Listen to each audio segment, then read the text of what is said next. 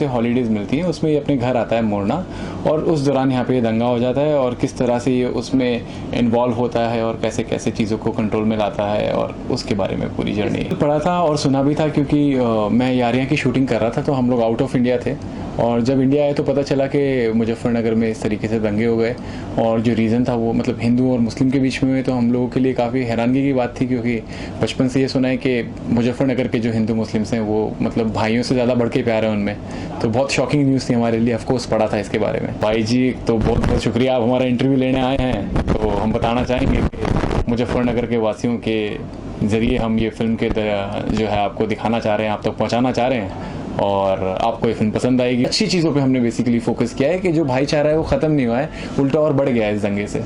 आज एक हमारे सॉन्ग सीक्वेंस का जो हमें लीड लेना था, आगे हम शूट मुजफ्फरनगर और मनाली में करने वाले हैं, एक वो सीक्वेंस कंप्लीट किया है। अब नाइट में हमारा क्लाइमैक्स शूट हो रहा है, तो पूरा फाइट सीक्वेंस है, एक्शन है। आज एक्शन खुद कर रहे हो या डबल को यूज़ कर रहे हैं? नहीं, मैं प्रेफर करता हूँ खुद करना, क्योंकि मुझे एक्शन में और डांस में खुद काफ़ी ज़्यादा रुचि है, तो इसलिए खुद करता हूँ सारे एक्शन। और ऐश्वर्या के बारे में क्या कहेंगे, कैसी को स्टार? बहुत अच्छी को एक्ट्रेस हैं, बहुत अच्छी को स्टार हैं, और हम लोगों की केमिस्ट्री अच्छी रहती है, और हम हिंदी के अलावा इंग्लिश के अलावा एक और कॉमन लैंग्वेज है जो हम शेयर करते हैं, तेलुगु। मैंने अपनी ग्रेजुएशन वहाँ से की है, और ये she is already working in south, तो बहुत हंसी मजाक चलते रहता है, सीन्स वगैरह डिस्कस करके जब हम करते हैं तो अच्छी केमिस्ट्री निकल के आती है। ये कीड़ा बचपन से काटा हुआ है, क्योंकि जैसा कि मैं पहले भी बता रहा था कि मेरे जो नाना जी हैं वो NSD national school of drama के डायरेक्टर रह चुके हैं, तो बचपन से त्योहारों पे जब भी होते थे तो घर पे बड़े एक्टर्स आते रहे, राज बब्बर जी वगैरह सब, तो उनको देख के, उनका ऑरा देख के हमेशा से एक ये चीज़ रही है कि नहीं, एक्टर बनना है यार, इसी फील्ड में कुछ करना है। तो फाइनली जैसे जैसे मैं बड़ा हुआ तो मौका मिला, और वो कीड़ा जो है बाहर निकल के पर्दे पे आना शुरू हो गया। स्टेप समझा के भेजा था, मुझे बोला था कि बेटा ये 5 चीज़ें हैं जो मुझे लगता है कि ठीक है, अगर ऐसे चलेगा तो शायद काम बन जाएगा, बाकी तेरी किस्मत। तो उन्होंने मुझे पहले एक अच्छा एक्टिंग इंस्टीट्यूट सजेस्ट किया था, किशोर नमित कपूर, तो वहाँ से मैंने एक्टिंग की, जहाँ से ऋतिक रोशन, जॉन इब्राहिम, प्रियंका चोपड़ा, करीना जी, ये लोग सब पास आउट हैं। तो वो कंप्लीट करने के बाद जो एक्टिंग सीखी थी उसको एग्जीक्यूट करने के लिए अच्छा थिएटर ढूंढ रहा था, तो नाना जी ने सजेस्ट किया, नादिरा बब्बर जी का, जो राज बब्बर जी की वाइफ है, नाना जी के स्टूडेंट है दोनों, तो उनके साथ मैंने करीब 2 साल प्लेस किए, तो वो एक्सपोजर मिला, तो कॉन्फिडेंस आया। कॉन्फिडेंस आने के बाद जैसा नाना जी ने बोला था कि third step should be commercial ads, क्योंकि वो बहुत टीवी पे जल्दी जल्दी आते हैं और लोग उसके ज़रिए काफ़ी फेमस हो जाते हैं। तो करीब मैंने 40-45 कमर्शियल एड्स किए उसके बाद उन्होंने कहा, मैं इतना लकी रहा कि जो मेरे फेवरेट एक्टर हैं ऋतिक रोशन, उनके फादर को मैंने क्रिश 3 में असिस्ट किया।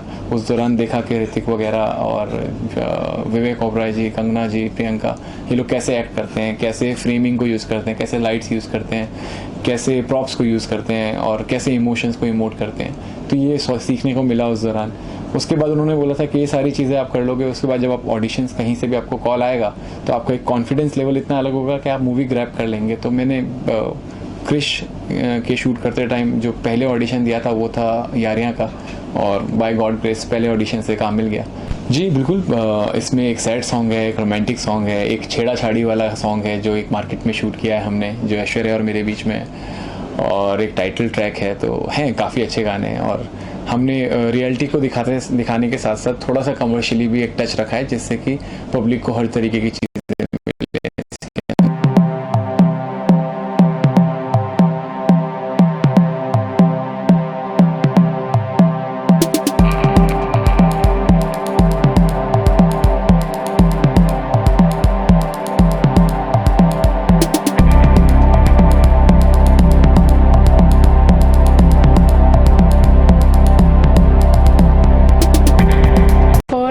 मुजफ्फरनगर 2013 एक ये मुजफ्फरनगर राइट्स के ऊपर भी है, बेस्ड है ऑल्सो।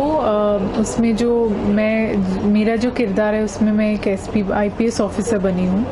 तो मेरी लाइफ में जो कॉन्सिक्वेंसेस आते हैं, मेरे जॉब में कॉन्सिक्वेंसेस क्या होते हैं वो राइट्स के बाद, और जो हीरो है उनके लाइफ में क्या कॉन्सिक्वेंसेस आते हैं, उस पर बेस्ड है ये स्टोरी।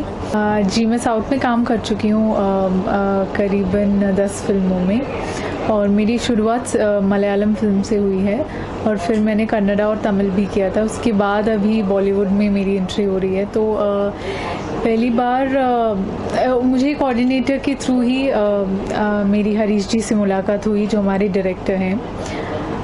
तो जब उन्होंने स्क्रिप्ट बताई मुझे तो मुझे बहुत ही इंटरेस्टिंग लगी और ये एक रियल इंसिडेंट पे बेस्ड है, so it is I was very interested to do the. हाँ, मैंने पढ़ा था न्यूज़पेपर्स में, ज़्यादा कुछ मुझे पता नहीं था इसके बारे में। जब डायरेक्टर ने बताया तभी मुझे पता चला कि ये किस मुद्दे पे हुआ था ये, और कितना सीरियस है ये मुझे नहीं पता था।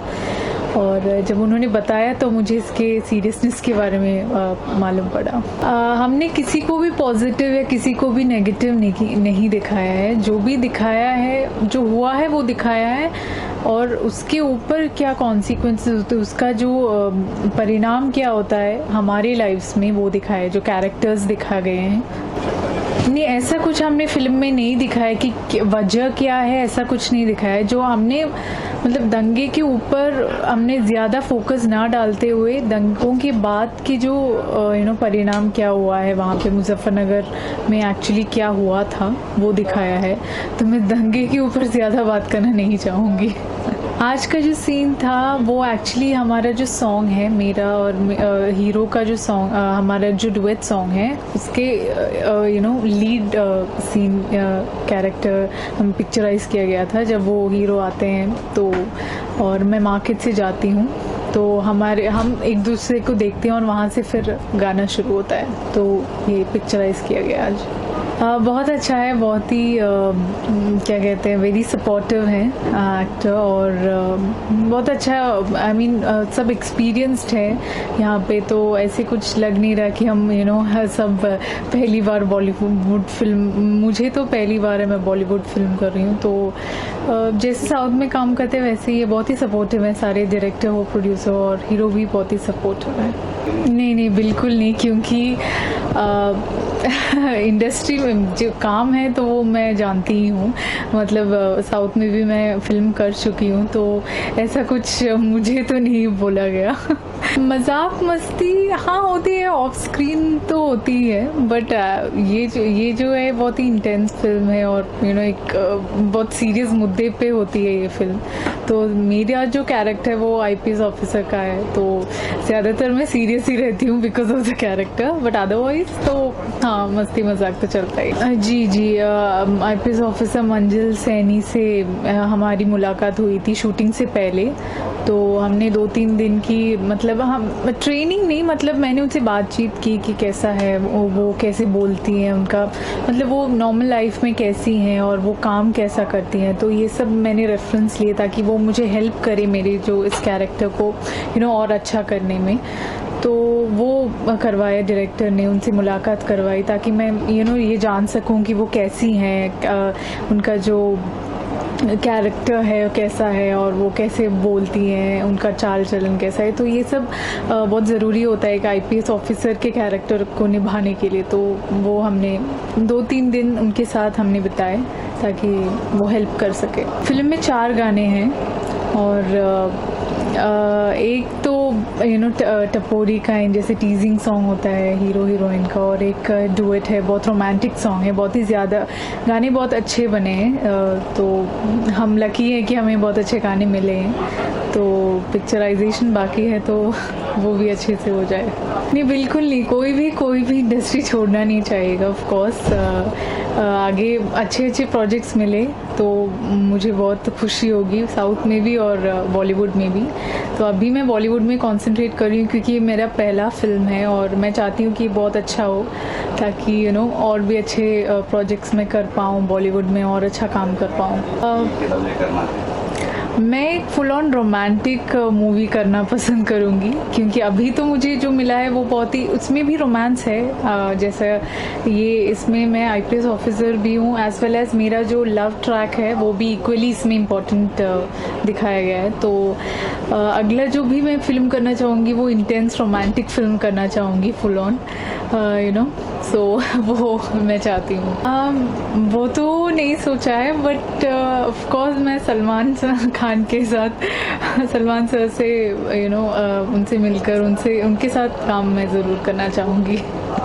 एंड तो मैं डिस्क्लोज नहीं कर सकती बट इसमें एक मैसेज भी है।